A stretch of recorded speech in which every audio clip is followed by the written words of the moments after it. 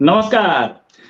हमारे साथ हैं फॉर्मर एम्बेसडर जितेंद्र कुमार त्रिपाठी जी, जिनसे हम बात करेंगे ब्रिक्स पर और बात करेंगे हम जी20 पर। जी20 में जी के कुछ प्रोग्राम्स जो कि अगले साल होने वाले हैं, वो उनमें से कुछ जम्मू एंड कश्मीर में होंगे और जम्मू एंड कश्मीर में होने से प्रॉब्लम है, दिक्कत है पाकिस्तान को। जितेंद्र सर बहुत साल आईएफएस में रहे हैं, फॉरेन सर्विस को उन्होंने सर्व किया है। इन्हीं से पूछेंगे सर, दिक्कत क्या है पाकिस्तान को जी20 के प्रोग्राम्स वहां पर होने से? और दूसरा, उसने सऊदी अरेबिया और चाइना को क्यों बोला कि आप इधर जम्मू एंड कश्मीर वाले प्रोग्राम्स को बॉयकॉट कीजिए? देखिए, ऐसा है शर्मा जी कि पाकिस्तान को दिक्कत जो है जिसको कहते हैं एग्जिस्टेंशियल समस्या, हाँ, उसके वजूद की समस्या है, उसके अस्तित्व की समस्या है। पाकिस्तान को हमेशा से ये समस्या रही है कि उसकी फॉरेन पॉलिसी जो है एंटी इंडिया चलती रही है और इस लिहाज से वो यही चाहता है हमेशा कि जो भी भारत करे, भारत की खिलाफत करे। अब रही बात जम्मू एंड कश्मीर की, तो जैसा कि सभी लोग जानते हैं कि पाकिस्तान का यह थोथा दावा रहा है पिछले 72-73 सालों से, बल्कि 75 सालों से पाकिस्तान का ये थोथा दावा रहा है, ये खोखला दावा रहा है कि कश्मीर उसका हिस्सा है। पाकिस्तान ने जिस हिस्से पे कब्जा किया है उसको वो आज़ाद कश्मीर कहता है और इसको इंडियन ऑक्यूपाइड कश्मीर कहता है। जैसे कि हम जम्मू एंड कश्मीर जो अभी हमारे कब्जे में है उसको हम JNK कहते हैं, लेकिन उसको POK कहते हैं। अब ये इसलिए भी पाकिस्तान उसको मान्यता नहीं दे सकता कि पिछले 75 साल से पाकिस्तानी हुक्मरान जो हैं वो पाकिस्तानी आवाम को बेवकूफ़ बनाते रहे ये कह के कि कश्मीर हमारा हिस्सा है, पूरा कश्मीर अब आज़ाद कश्मीर होना चाहिए। मेरे ये नहीं समझ में आता कि अगर आज़ाद कश्मीर है तो उस आज़ाद कश्मीर में उनके आज़ाद कश्मीर की पॉलिसीज़ इस्लामाबाद से क्यों गवर्न होती, वो आज़ाद क्यों नहीं? अगर थोड़ा और पीछे जाएं तो देखिए इसमें क्या है, पाकिस्तान इस नैरेटिव को बहुत गलत ढंग से पेश करता रहा है। 1947 में जब विभाजन के बाद पाकिस्तान ने सीधे सीधे आक्रमण कर दिया JNK पर, उनकी सप्लाई लाइन काट दी, तो वहाँ के राजा ने भारत के साथ आने का निर्णय किया, जो कि न्याय संगत था, जो कि लीगल था।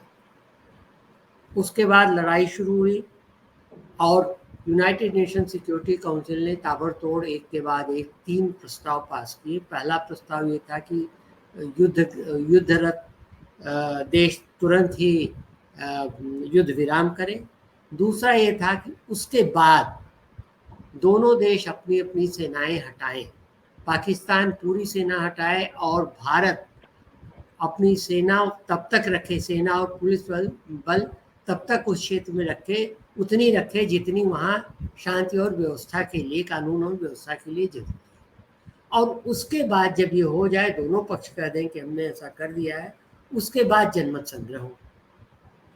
क्या हुआ कि युद्ध विराम तो हो गया, लेकिन पाकिस्तान ने अपनी सेना का एक भी हिस्सा या एक भी जवान या एक भी जो उनके इन्फिल्ट्रेटर्स थे उनको नहीं हटाया और सीधे तीसरे प्रस्ताव के बारे में मांग करता रहा कि यहाँ पे जनमत संग्रह होना चाहिए। तो पाकिस्तान की ये रवायत है।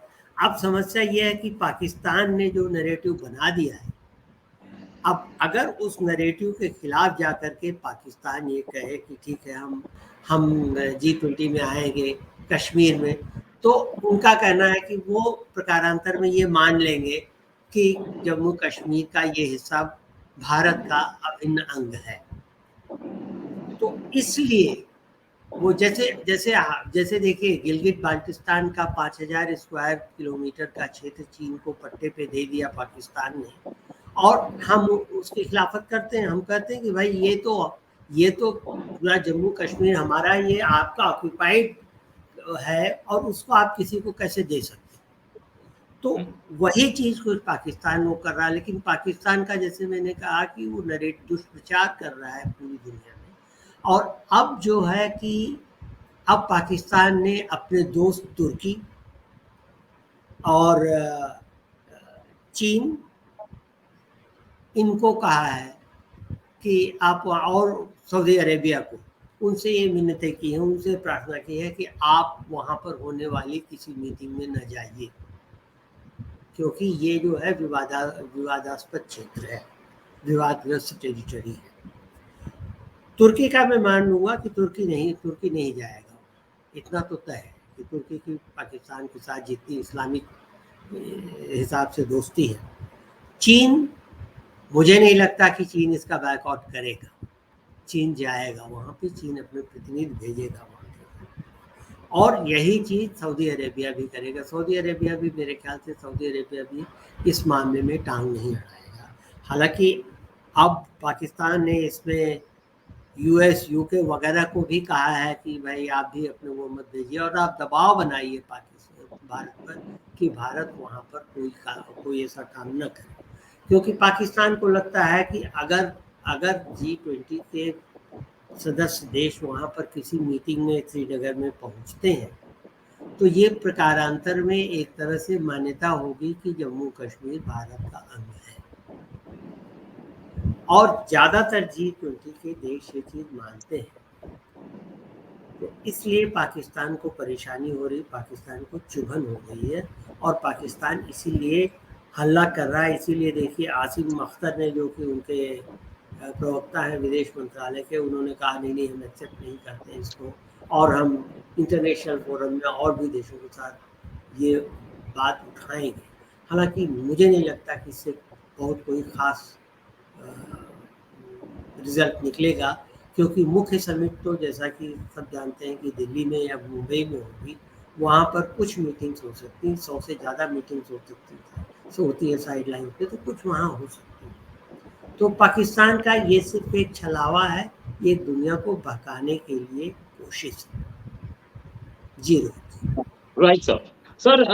क्या सऊदी अरेबिया और चाइना पाकिस्तान की इस डिमांड को मानेंगे? सऊदी अरेबिया खासतौर से इंडिया से बेटर रिलेशंस बना रहे हैं और इंडिया के साथ इन्वेस्टमेंट्स पे बात कर रहे हैं। क्या आपको लगता है एमबीएस अपनी इस इंडिया की दोस्ती को छोड़कर पाकिस्तान का साथ देंगे? नहीं, देखिए मेरे ख्याल से सऊदी अरेबिया तो कतई पाकिस्तान की बात नहीं मानेगा, क्योंकि सऊदी अरेबिया के लिए पाकिस्तान की उपयोगिता कम हो गई। यही उपयोगिता है कि सऊदी अरेबिया में पाकिस्तान से गए हुए कामगार काम करते हैं, ज़्यादा है। इसके अलावा सऊदी अरेबिया के पास कोई उपयोगिता नहीं है। आपको याद होगा कि इमरान खान ने कुछ साल पहले कोशिश की थी कि मलेशिया के साथ मिलकर कि कुआलालंपुर में एक इस्लामिक कॉन्फ्रेंस करें, क्योंकि उन्हें लग रहा था कि सऊदी अरेबिया और यूएई वगैरह उनकी ओर से नहीं बल्कि पाकिस्तान, भारत की ओर से बोल रहे हैं, और उसके बाद जब सऊदी अरेबिया ने एक घुड़की दी तभी पाकिस्तान शांत हो गया। तो मुझे नहीं लगता कि सऊदी अरेबिया ऐसा करेगा। हाँ, जहाँ तक चीन की बात, चीन कॉन्फ्रेंस में आएगा, उन मीटिंग्स में भी शायद आए, मेरा मानना है कि चीन आएगा उन मीटिंग्स में।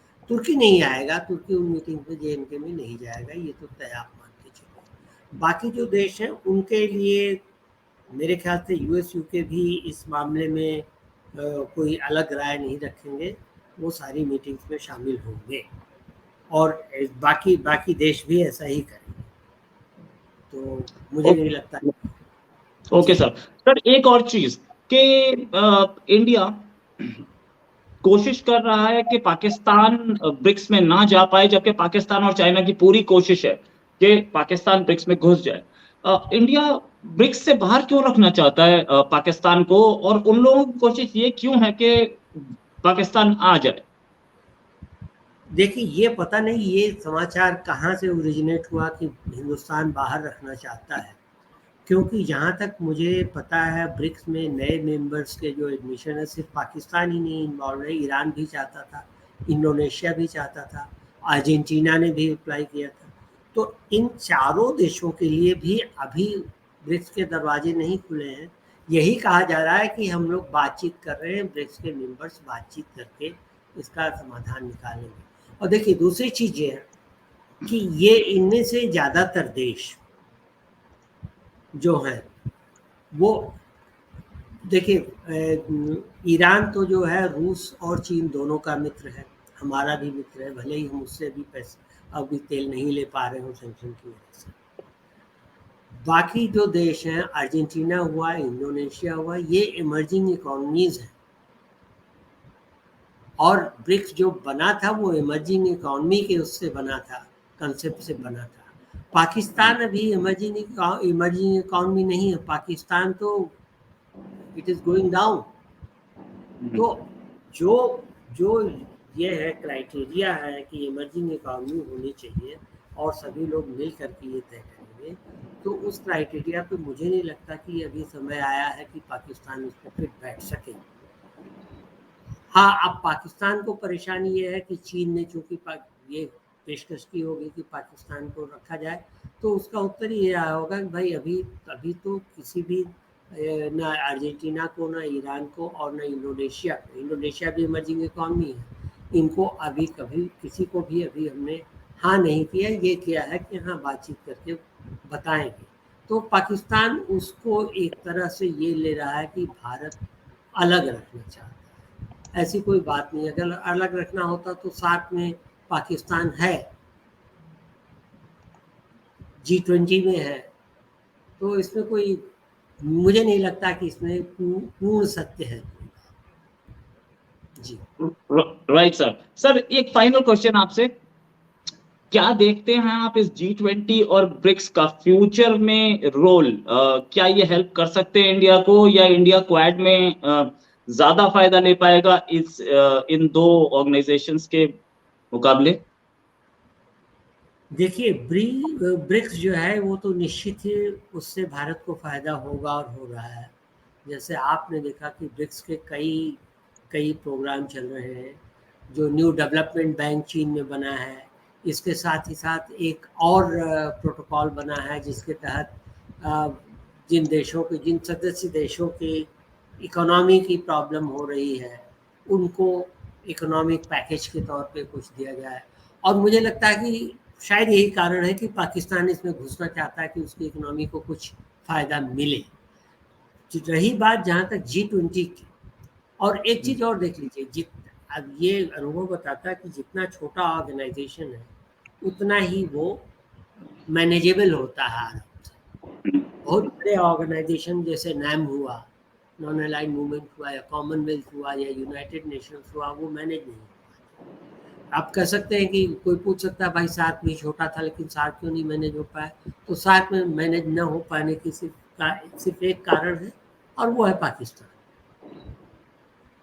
तो और पिछली बार पाकिस्तान में जो समिट होने वाली थी, किसी भी देश ने उसमें समिट में भाग लेने की में अपनी स्वीकृति नहीं दी थी। दूसरी चीज़ G20 में भी है। G20 का देखिए पर्सपेक्टिव अलग है। G20 ज़्यादातर इकोनॉमिक कोऑपरेशन की बात करता है। G20 में भी भारत का रोल बढ़ेगा, क्योंकि G20 में भी आप देखिए कि कितनी कंट्रीज हैं जो भारत के अच्छे दोस्त हैं। अर्जेंटीना है, ब्राज़ील है, ब्राज़ील जो कि ब्रिक्स में भी है। इसके बाद रशिया है, फ्रांस है, जर्मनी है, दोनों भारत के अच्छे दोस्त माने जाते हैं। यूएस भारत का अच्छा दोस्त माना जाता है। यूके की पॉलिसी डावाडोल रही है। रिपब्लिक ऑफ कोरिया भारत के पक्ष में है। मेक्सिको के साथ हमारे रिश्ते अच्छे हैं। तुर्की के साथ नहीं है, इसके साथ सऊदी अरेबिया के साथ अच्छे हैं। EU के साथ ओवरऑल हमारे रिश्ते अच्छे हैं, इतने अच्छे रिश्ते हैं कि अब हम वो FTA करने जा रहे हैं, फ्री ट्रेड एग्रीमेंट करने जा रहे हैं, अब EU मान गए हैं। तो इसमें भी G20 के ज़्यादातर देशों के साथ हमारे रिश्ते किसी न किसी अलग प्लेटफॉर्म पे ज़्यादा अच्छे रहे। रूस के साथ ब्रिक्स में, फिर RIC में, और रूस के साथ इंडिविजुअल भी बायलैटरल भी रिश्ते अच्छे रहे। तो मेरा ये मानना है कि G20 में भी भारत की पकड़ बढ़ेगी, भारत का कद और बढ़ेगा G20 और ब्रिक्स में तो कद बढ़ेगा ही, क्योंकि ब्रिक्स अभी आज की डेट में ब्रिक्स सबसे ज़्यादा डायनेमिक ऑर्गेनाइजेशन है इमर्जिंग इकोनॉमीज का। Right sir. Sir thanks a lot, बहुत बहुत धन्यवाद आपका हमारे साथ जुड़ने के लिए और हमें बताने के लिए डिटेल में कि क्या सिचुएशन है वर्ल्ड में हमारी और क्या कैसे आगे हम चल सकते हैं। ब्रिक्स और G20 का के बारे में भी आपने बताया, और क्या है पाकिस्तान की हैसियत इन सारे इंस्टीट्यूशंस के सामने। सर बहुत बहुत धन्यवाद आपका। सर उम्मीद है आपके साथ एक और डिस्कशन जल्दी करेंगे। नमस्कार सर, जय हिंद। नमस्कार।